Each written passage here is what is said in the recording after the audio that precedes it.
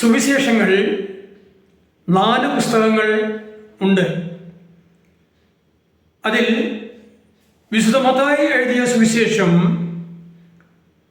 വിശുദ്ധ മാർക്കോസ് എഴുതിയ സുവിശേഷം, വിശുദ്ധ ലൂക്ക എഴുതിയ സുവിശേഷം, ഇങ്ങനെയുള്ള 3 സുവിശേഷങ്ങളെയും സമാന്തര സുവിശേഷങ്ങൾ എന്നാണ് നാം അറിയപ്പെടുന്നത്.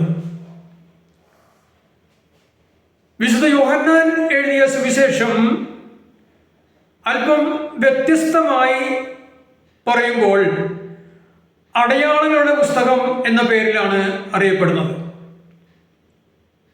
Praise the Lord.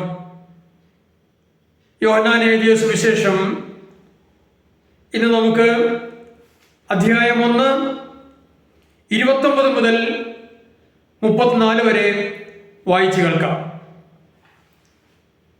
ദൈവത്തിൻ്റെ കുഞ്ഞാട്.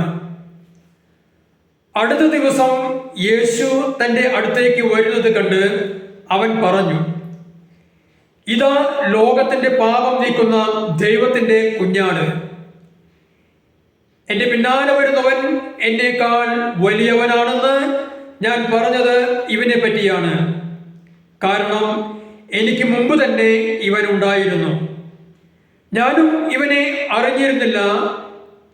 എന്നാൽ ഇവനെ ഇസ്രായേലിനെ വെളിപ്പെടുത്തുവാൻ വേണ്ടിയാണ് ഞാൻ വന്ന് ജലത്താൽ സ്നാനം നൽകുന്നത്. ആത്മാവ് പ്രാവിനെ പോലെ സ്വർഗത്തിൽ നിന്ന് ഇറങ്ങി വന്ന് അവന്റെ മേൽ ആവസിക്കുന്നത് താൻ കണ്ടു എന്ന് യോഹന്നാൻ സാക്ഷ്യപ്പെടുത്തി.